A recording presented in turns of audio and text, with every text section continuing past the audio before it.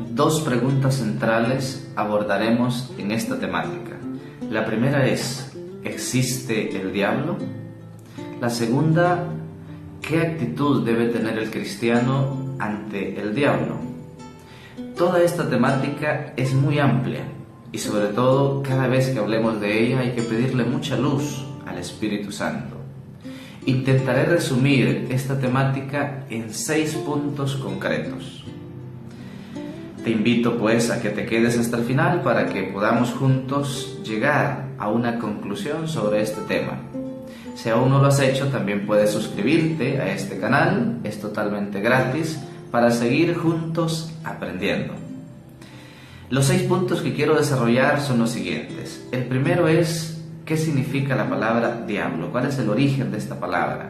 Segundo punto, ¿cuáles son los distintos nombres con los cuales se denomina al diablo? Tercer punto, ¿cuál es el origen del diablo? Cuarto punto, ¿cuál es la doctrina de la Iglesia respecto al diablo? ¿Qué se ha dicho en los concilios? ¿Qué han dicho los padres? ¿Qué se dice en el catecismo? Quinto punto, mencionar algunos testimonios de santos en sus luchas que han tenido con el diablo. Y como sexto punto, después de haber dicho todo esto, daré pues 3 breves conclusiones respecto al tema. Comencemos. El primer punto entonces es, ¿qué significa la palabra diablo? Esta palabra es una palabra de origen griego, diabolos, y significa calumniador. Diablo se compone de 2 palabras, dia, que significa a través de, y balein, que significa tirar, arrojar o dividir. Es decir, que diabolos significa tirar mentiras, acusar o dividir.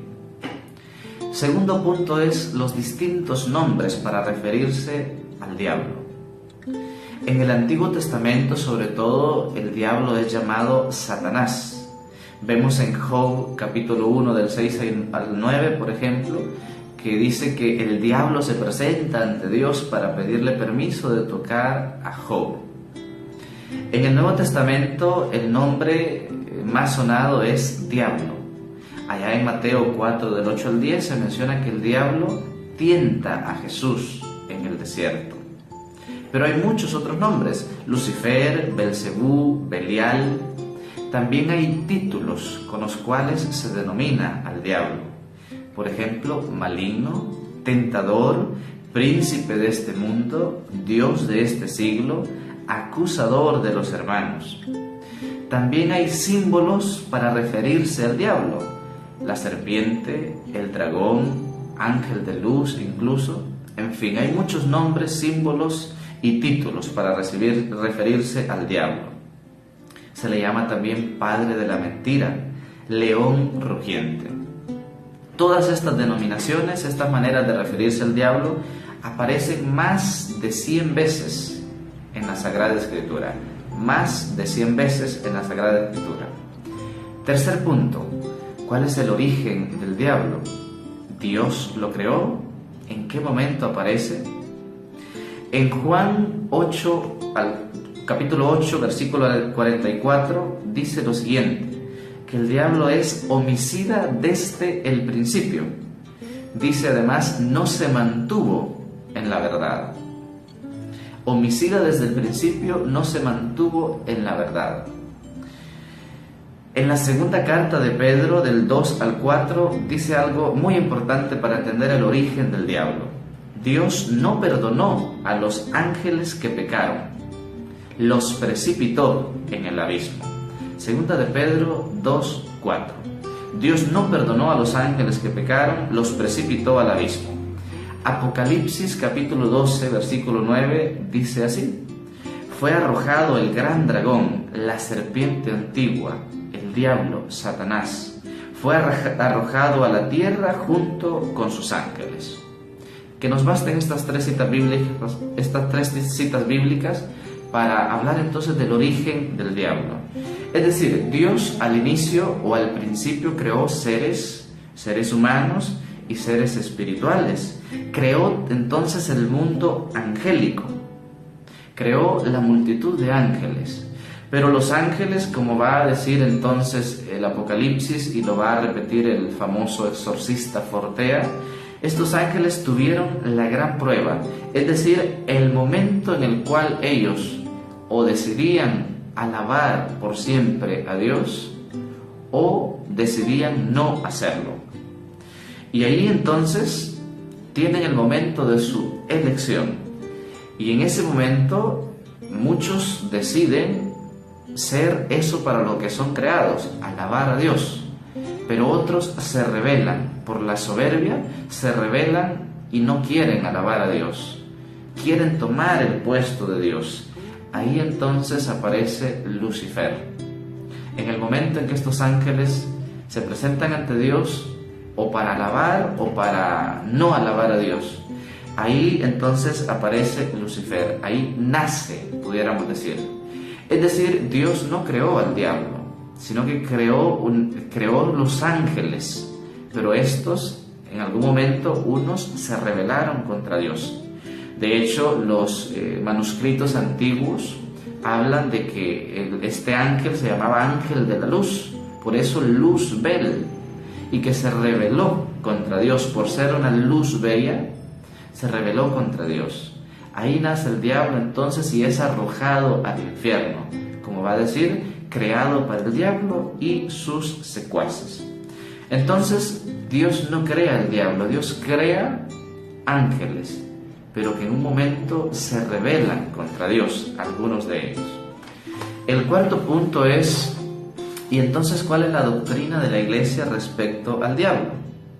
El Papa Francisco lo decía en una de sus homilías hace poco, allá en la Casa Santa Marta, decía, el diablo no es un mito, debemos combatirlo.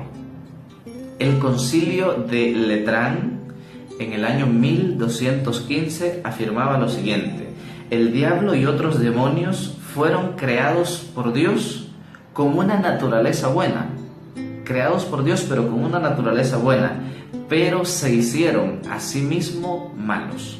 Concilio de Letrán, 1215. Fueron creados buenos como ángeles, pero se rebelaron contra Dios y esto los hizo malos.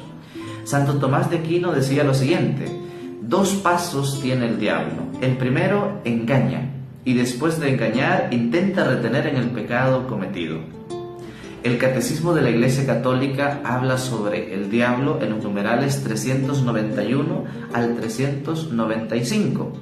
En esos numerales se afirman muchas cosas importantes. Ustedes léanlos, son muy importantes estos numerales del 391 al 395. El primer numeral reafirma lo que ya hemos leído del concilio de Letrán, es decir, que fueron creados con una naturaleza buena, pero que se pervirtieron.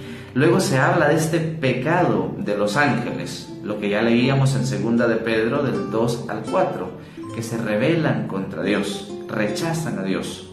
Luego el Catecismo dice una cosa muy curiosa, que esta decisión, esta rebelión es irrevocable, precisamente porque ellos son seres espirituales, no temporales. Sus decisiones entonces tienen repercusiones eternas. Deciden alabar a Dios en eterno, se rebelan contra Dios en eterno. Esta decisión es irrevocable, dice el Catecismo de la Iglesia Católica. Luego dice también que el diablo en efecto tiene una influencia nefasta sobre nosotros y habla de las posesiones, de los exorcismos precisamente, en donde se manifiesta esta influencia que puede tener el enemigo sobre nosotros. Pero luego también afirma en el numeral 395 de que el poder del diablo no es infinito, porque con todo y todo el diablo es una criatura.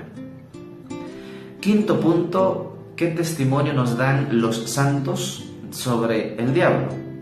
Lo primero que hay que decir es que los que están más cerca de Dios o se esfuerzan por estar cerca de Dios, el diablo los acecha con más insistencia.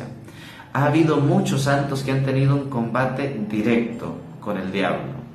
San Francisco de Asís, Teresa de Ávila, San Juan de la Cruz, Catalina de Siena, San Juan María Vianney, el Padre Pío. Como dice Efesios 6 del 11 al 12, revístanse con la armadura de Dios para que puedan resistir las acechanzas del demonio y los santos tuvieron acechanzas del demonio, pero las resistieron con armas espirituales, como aconseja San Pablo. Solo me detengo en 2 ejemplos que me impactan muchísimo.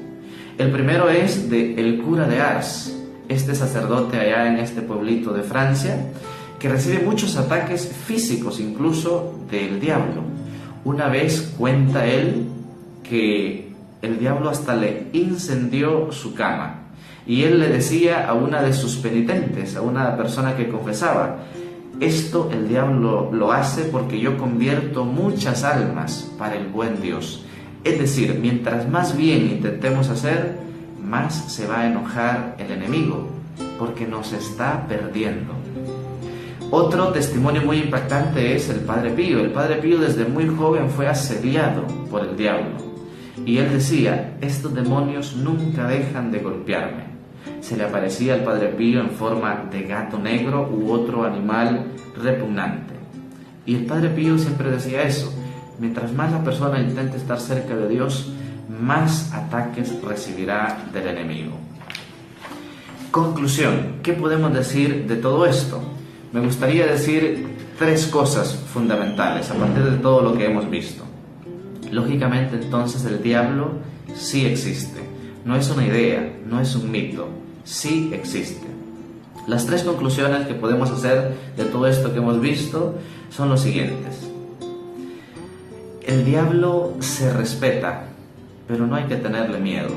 Al diablo hay que tenerle respeto porque es un ser espiritual. Es un ángel que se rebeló contra Dios. Es decir, es superior a nosotros, a nuestra naturaleza humana. Él tiene una naturaleza espiritual. Y en ese sentido, no jugar con el diablo. Al diablo se le debe tener respeto, pero no miedo. Respeto no en el sentido de venerarlo o adorarlo, sino no jugar con él. No creer que no puede hacernos daño. Respeto, pero no miedo. Esto porque, ya lo decíamos, el diablo es una criatura y está sujeta entonces al poder de Dios. Segunda conclusión, y es lo que lo decía magistralmente San Agustín: el diablo es como un perro encadenado que puede ladrar violentamente, puede hacer mucho ruido, pero solo consigue morder a quien se le acerca. El diablo es como un perro amarrado a una cadena, atado a un árbol, que puede hacer mucho ruido, puede mover objetos, puede distraernos, etcétera, etcétera. Puede hacer mucho ruido, puede ladrar, dice San Agustín, pero solo consigue morder a aquel que se le acerca, a aquel que se confía, a aquel que juguetea con él. Tercera conclusión, lo decía uno de los máximos exponentes sobre este tema, el exorcista Fortea: una de las tácticas preferidas del diablo es hacer creer que no existe, es hacer creer que es un simple símbolo, o que es una idea, o que es una invención del hombre. Esa es la mayor táctica del enemigo. De hecho, otro escritor muy eminente, Lewis, decía esto en un libro que tiene Cartas del Diablo a su sobrino, se los recomiendo de hecho. También refleja esa idea. La mayor lucha del diablo, el mayor logro para él será hacernos creer que no existe, porque así nos confiamos y así nos ataca. Es decir, el diablo existe, es poderoso, pero nosotros somos hijos de Dios, que es todopoderoso. Por lo tanto, repito lo que ya decíamos: al diablo hay que tenerle respeto, no jugar con él, pero no hay que tenerle miedo. Si somos hijos de Dios, él no nos puede hacer daño, no nos puede dominar. Somos hijos de un Dios todopoderoso. Aprovecho para contarles un breve testimonio que ya lo he grabado en este video. Ustedes pueden verlo dando clic acá. Un video donde cuento un breve testimonio sobre un ataque de satánicos que tuve hace un par de días, para que también veamos que esta realidad no es ficticia, sino que realmente es algo real. De nuevo, pues les recuerdo, si aún no se han suscrito a este canal, les invito a hacerlo dando clic acá, para que podamos juntos seguir aprendiendo. Y por favor, les pido que me encomienden en sus oraciones. Que el Señor les bendiga. Soy el Padre Sam. En el nombre del Padre, del Hijo y del Espíritu Santo. Amén.